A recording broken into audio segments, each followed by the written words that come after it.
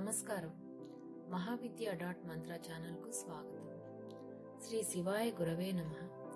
శ్రీమాత్రే నమః. సోమవతి అమావాస్య. సోమవతి అమావాస్య అంటే ఏంటి? అది ఎప్పుడు రాబోతోంది? దాని విశిష్టత ఏంటి?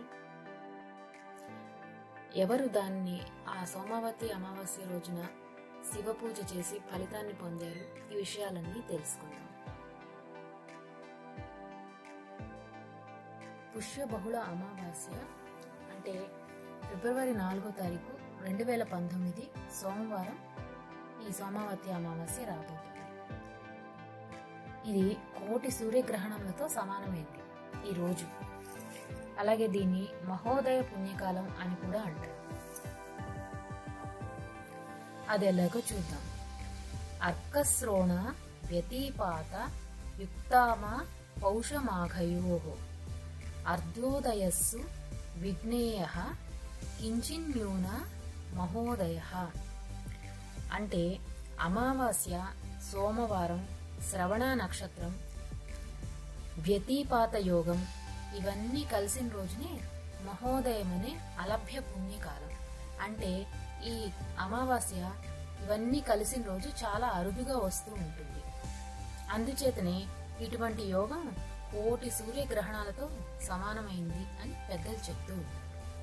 ఇలాంటి మహోదయ పుణ్యకాల సమయంలో సముద్ర స్నానం చేసి పితృతర్పణములు చేయాలి. ఈ రోజున చేసే దానములు విశేష ఫలితాన్ని ఇస్తాయి. సాధకులకు, మంత్రానుష్ఠాన పరులకు ఇది చాలా ముఖ్యమైన రోజు. కాబట్టి ప్రతి ఒక్కరూ ఈ మహోదయ పుణ్యకాలంలో ఈశ్వర పూజ, స్నానం, జపం, తపం ఆచరించి వారి వారి శక్తి కొలది దాన ధర్మాలను ఆచరించినట్లయితే గనక అనంత కోటి పుణ్య ఫలితాన్ని పొందగలుగుతారని పెద్దలు చెప్తూ ఉంటారు. అసలు ఈ సోమవతి అమావాస్య అంటే ఏంటో చూద్దాం. శివునికి సోమవారం అంటే చాలా ఇష్టం. ఈ విషయం మనందరికీ తెలిసిందే. అమావాస్య నాడు ఆయన్ని పూజిస్తే విశేష ఫలితం లభిస్తుందని కూడా చెప్తారు. ఇక ఆ సోమవారము, అమావాస్య కలిసి వచ్చే రోజే ఈ సోమవతి అమావాస్య. శివారాధనకు ఇది ఒక విశిష్టమైన రోజు. మరి ఆ రోజు వెనుక ఉన్న కథ ఏమిటో చూద్దాం. పెద్దలు ఆ విషయాల గురించి ఏం చెప్తున్నారో విద్దాం. దక్షయజ్ఞం కథ అందరికీ తెలిసింది. తన అల్లుడైన శివుని అవమానించేందుకే దక్షుడు ఈ యజ్ఞాన్ని తలపెట్టాడు. అక్కడ తనకి చోటు లేదని శివుడు వారిస్తున్నా వినకుండా శివుని భార్య అయిన సతీదేవి ఆ యజ్ఞానికి వెళ్ళింది. సతీదేవి తన కుమార్తె అన్న ఆలోచన కూడా లేకుండా దక్షుడు ఆమెను కూడా అవమానించాడు. ఆ అవమాన భారాన్ని తట్టుకోలేక ఆవిడ తనను తాను దహించి వేసుకుంది. సతీదేవి మరణం గురించి విన్న పరమేశ్వరుడు కోపోగ్రస్తుడయ్యాడు. తన జటాజూటంతో వీరభద్రుని సృష్టించాడు. ప్రమథగణాలతో పాటుగా ఆ వీరభద్రుడు దక్షుని మీదకు దాడి చేసి అక్కడ యజ్ఞానికి వచ్చిన వారందరినీ చావ చితకబాదాడు.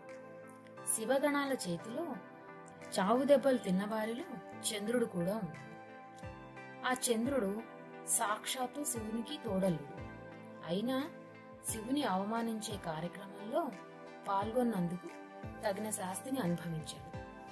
ఒంటి నిండా గాయాలతో ఉన్న చంద్రుడు వాటి బాధలకు తాళలేకపోయాడు. తనకు ఉపశమనం కలిగించమంటూ వెళ్లి ఆ పరమేశ్వరుని వేడుకున్నాడు. చంద్రుని బాధను చూసిన భోళాశంకరుని మనసు కరిగిపోయింది. రాబోయే సోమవారం అమావాస్య తేదీ కూడా ఉన్నదని, ఆ రోజున కనుక తనకు అభిషేకం చేసి తనను పూజిస్తే గనక చంద్రుడు తిరిగి ఆరోగ్యాన్ని పొందుతాడని అభయమిస్తాడు. శివుని సూచన మేరకు చంద్రుడు సోమవారం, అమావాస్య కలిసిన రోజున శివునికి అభిషేకం చేసి తన బాధల నుంచి విముక్తుడయ్యాడు. అప్పటి నుండి ఆ సోమవారం నాడు వచ్చే అమావాస్యని సోమవతి అమావాస్య పేరుతో పిలవడం జరుగుతుంది. సోముడు అంటే చంద్రుడు అన్న అర్థం కూడా ఉంది. చంద్రుని ధరిస్తాడు కాబట్టి శివుని సోమేశ్వరుడు అని కూడా పిలుస్తారు. సోమవతి అమావాస్య రోజున శివునికి అభిషేకం చేస్తే విశేషమైన ఫలితం కలుగుతుంది. ఇందుకోసం తలారా స్నానం చేసి శివుని పంచామృతాలతోనూ జలంతోనూ అభిషేకించి శివుని బిల్వపత్రాలతో పూజించి శివ స్తోత్రాలతో కొలిస్తే సంపూర్ణ ఆయురారోగ్యాలు మరియు సిరి సంపదలు లభిస్తాయని శాస్త్రం చెబుతుంది. ఈ పూజ పంచారామాలలో కానీ రాహుకాలంలో కానీ సాగితే మరింత విశేషమైన ఫలితం దక్కుతుంది. ఏదీ కుదరకపోతే కనీసం శివ పంచాక్షరి జపంతో అయినా ఈ రోజును గడపమని పెద్దలు చెబుతున్నారు. అంతేకాకుండా సోమవతి అమావాస్య రోజున శివాలయాల్లో ఉండే రావి చెట్టు వెంట 108 ప్రదక్షిణలు చేస్తే గనక ఎటువంటి జాతక దోషాలు ఉండవని ఆధ్యాత్మిక పండితుల వాక్కు. అది మాత్రమే కాక పితృదేవతలకు ఈ రోజున పిండ ప్రదానం చేయడం చాలా మంచిది. దాంతో పితృదేవతలు సంతృప్తి చెందుతారని, తద్వారా మనకు మంచి చేస్తారని ఒక విశ్వాసం కూడా ఉంది. ఈ రోజున వివాహితులు అవివాహితులు రావి చెట్టును 108 సార్లు ప్రదక్షిణలు చేయడం ద్వారా కోరుకున్న కోరికలను తీర్చుకోవచ్చని పండితులు అంటున్నారు. అంతేకాకుండా సోమవారం నాడు వచ్చే అమావాస్యకు ఎంతో ప్రాముఖ్యత ఉంది. ఈ అమావాస్యను మౌని అమావాస్య, శని అమావాస్య అని కూడా పిలుస్తారు.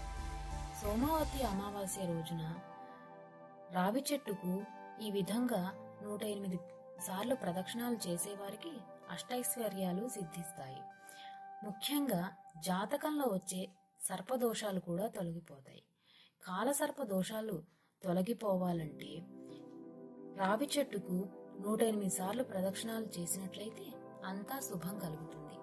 ఒక శివాలయంలో ఉన్న రావి చెట్టుకే కాక మనకు దగ్గరలో ఎక్కడ ఉన్న రావి చెట్టుకైనా ప్రదక్షిణలు చేసుకోవచ్చు.